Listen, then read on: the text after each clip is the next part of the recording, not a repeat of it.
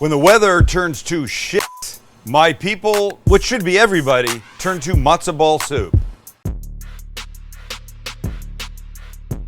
Chicken, we're gonna make our own. Don't worry, it's gonna be fantastic. Vegetables, noodles, matzo balls. If you've not had a matzo ball, it's basically a Jewish, It's kind of like, you know, chicken and dumplings? It's sort of like the dumpling part, but round and way better. And it's simple. Kind of, you start with the package. Whatever, it's all fine. Whatever, it's all fine. Listen, you're gonna be sick and cold. The thing you need is a little matzo ball soup. Really, could it wait? Let's get our chicken in the oven. I think you would recognize that as this little chicken. It's a little 4-pounder guy. Going to show you really simply how to make this guy so delicious. Let's start by cramming something inside of him. First, though, we're going to put a little salt and pepper because we want to season this kid from the inside out even. So salt in there, you know, like a nice amount, teaspoon or so. All right, now some lemon and some garlic. Or as Emerald would have said, he's not dead, so as he probably would say, garlic. Not that anybody knows who the hell Emerald is. He's not dead. You sure? 100%. Why would he be dead? So, quarter a lemon. This, get a couple of these extra leaves off the paper. You don't need that. And cut this guy in half. That way. Oh boy. So, here's what we're going to do. We're going to throw a couple of the lemons in first. This half of the garlic, just like that. Get in there, buddy. The rest of the lemon, and we're good. Now we have to just give them a gentle little trussing. Max, do you want to come to my side? It might be easier if I'm doing this. All right, here's our guy or girl. I don't really know. So what I like to do is I like to put a little loop around the legs and then bring them together like this. They can go on top of the other. And then we'll tie tightly this way. All we're trying to do is keep them from splaying out. You know what I mean by splaying? Spread eagle. You got it, baby. You got it. Thank you. I was hoping for a response. Chance is sleepy today. He's You usually. know we're working, right? He's usually the first. This is working. Cut. God, what if that went up and hit you? What if it went? That would be bad. Okay, we like the kids so far. We're good. Now we got to season them up, and here's how this goes down. Salt. Pepper is going to go on this, but to help it stick, we're going to use a little butter, and I know Max does not like this. So we'll start with the guy on his back. Make sure your chicken is dry, and just do this. You're just painting, buttering. You're buttering your little friend here, under the armpits. He's ticklish. Sorry. Down the sides. This is the back. We're going to cook him breast up, but now that this is here and all greased, now we're going to add some salt and pepper like this. And be generous. It's a big bird. I didn't mean he was a big bird. I just meant that there's a lot of coverage here. So do your thing. If we turn him a bit, we can now butter here on his side. Get his legs. Oh, some feathers never got pulled off. I know some people don't like that. I'm okay with it though. Hey, it's all just part of the whole thing, right? And now again, here with the salt and pepper. Start to turn them over. There we go. Now this is the business part. This is the breast. There's all the meat. Back down here, legs again, and more seasoning. Okay, when you got the kid all nicely done, we're gonna take them off of this and put them onto, wait for it, a cooking guy 12-inch cast iron pan with some thick onion slices. This will keep him off of the deck, let the juices run underneath. He won't sit in any liquids. And then you'll have these onions to deal with after that'll be glorious. So we take our little friend, breast side up, like this, and we take the wings and we tuck them under. We don't want them coming back to haunt us. What did you say, the legs? Spread eagle? Yeah.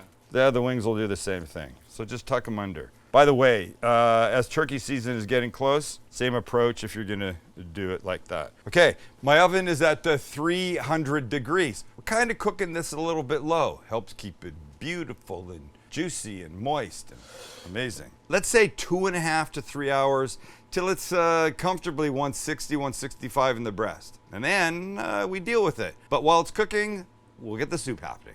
All right, so matzo balls, as you might imagine, are made with matzo meal that you can buy and do the whole thing yourself, or you can just buy a pack of it. This is a matzo ball mix. It's very simple. We'll take one pack out, and then you'll see what happens here. But we begin with 2 eggs.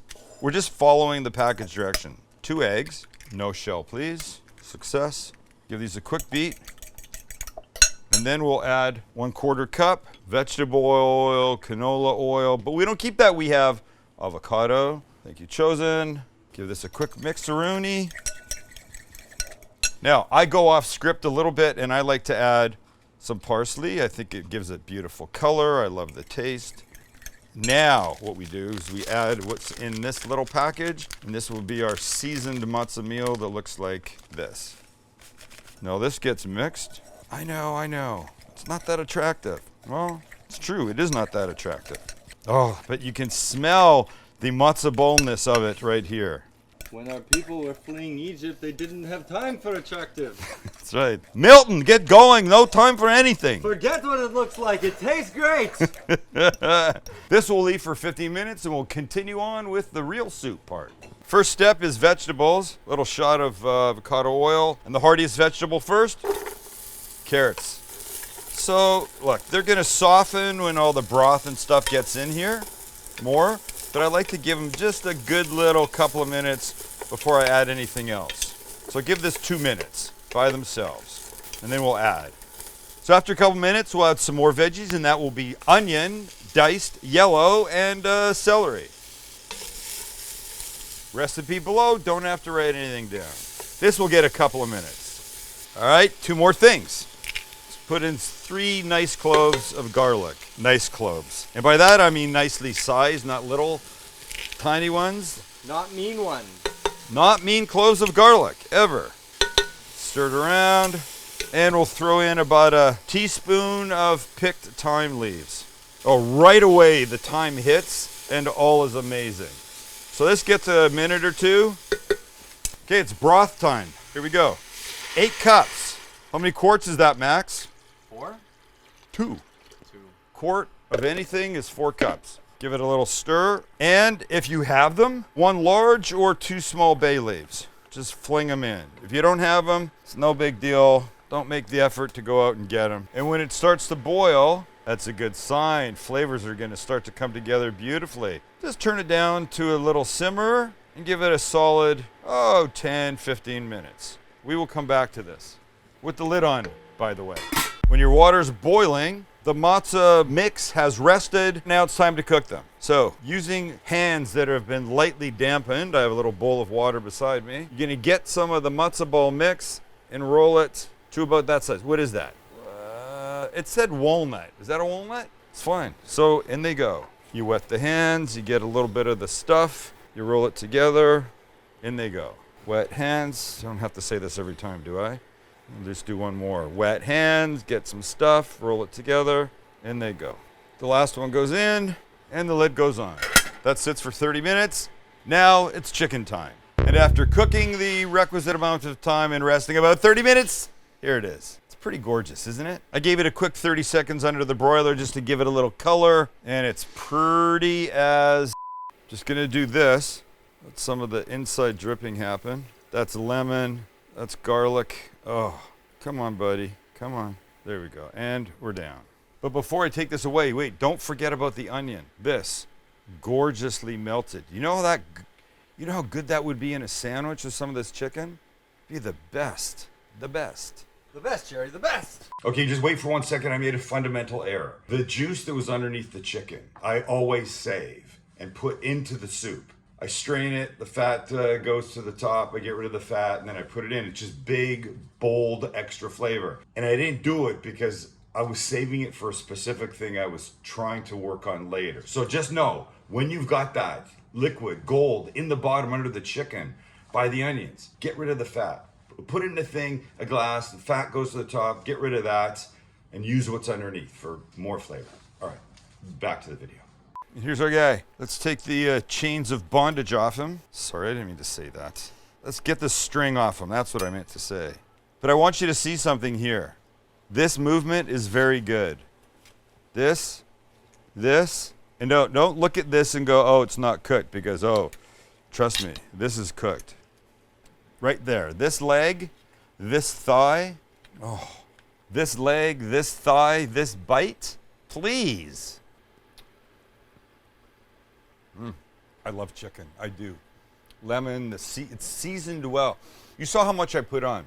Damn it. All right, and then look, these lemons are inside. This garlic, here, all of this. I gotta take this out, I'm gonna cut. I need out of 2.5, 3 cups for the soup, and I will use the breast for that. I will save the dark meat for all the other good ways I want. Oh, fuck, I'm dropping stuff. I'll save the dark meat for all the other good ways I want to use up the chicken. But let's cut some breast, shred it, and then we're getting happening. We're like so close. I could just rip this apart with my hand. That would be one way to do it. The skin will just come off beautifully here. And just let me show you what I would normally do. I would normally, for presentation purposes, cut right down the side of this bone here, and then if you come like this, you're gonna get this breast half to come off in one big piece. Now, why that is significant is because if you were serving dinner and you wanted, you could just cut beautiful pieces like this to put on somebody's plate. Line up a bunch of those, that would be gorgeous. But that's not what we're doing. What we're doing is we want to shred this. So it's just pulling it apart like this. Try and think of, again, I always say this, try and think of how somebody's gonna eat something and you want bite-sized pieces. You don't want to give them this, that would be too big. So just break it down into 2 or 3 or 4 and you're fine. So now you can just keep on shredding. Just comes apart beautifully, and look how perfectly cooked it is. It's juicy, it's tender, it's really fantastic. You should know how to cook a chicken. I think it's one of those things that is important that everybody knows how to do. Should be able to cook a steak, know how to cook a chicken, make a poached egg properly, make scrambled eggs the right way without ruining them, how to cook some fish. These are just basic things that everybody should have a handle on. And here's one today. And by the way, this recipe for chicken like this is in Sam the Cooking Guy Recipes with Intentional Leftovers, because it would be make chicken today and then turn it into soup or anything you want. So let me continue with this. We're almost there, and it's almost soup time. Well, the matzo balls have about 10 minutes left. Now we'll add some noodles. And look, you could use anything you want. Actually, well, I can see that bay leaf. I'll take that guy out, because you don't really want them after the fact. You want their flavor. Here we go. I think I just saw them.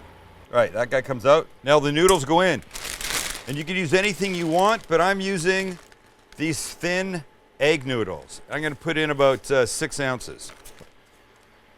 Give a stir. Then you're gonna add our chicken. Come on, guys. Oh. Guess what? There's also matzo balls coming into this. All right, 10 minutes and we feast.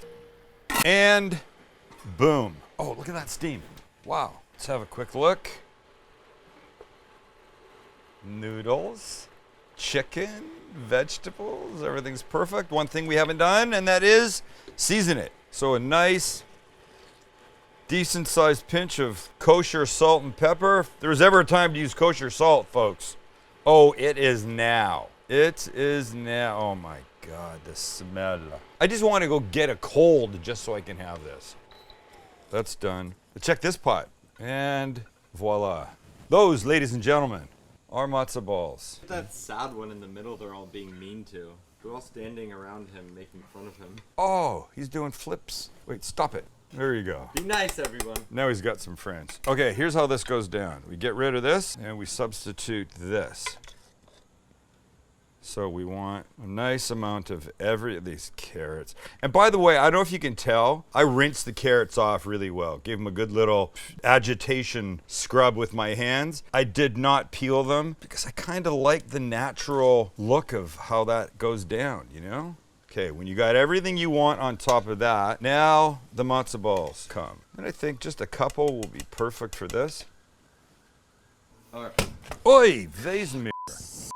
And then you get a couple matzo balls, and you go like this.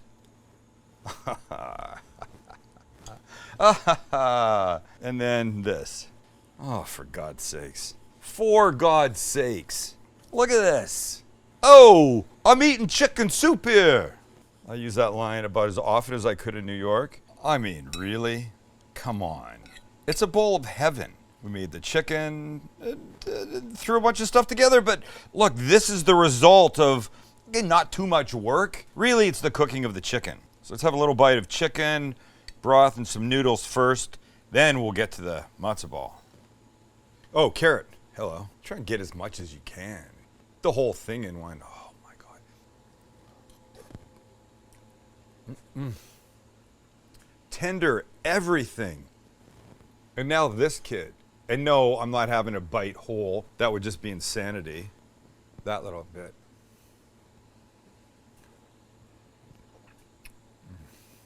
I love them. I don't think they're weird. I think they're fantastic. This is my favorite soup of all time. Who thinks they're weird? Anti-Semites? Yum. Look, this is the time of the year to make stuff like this.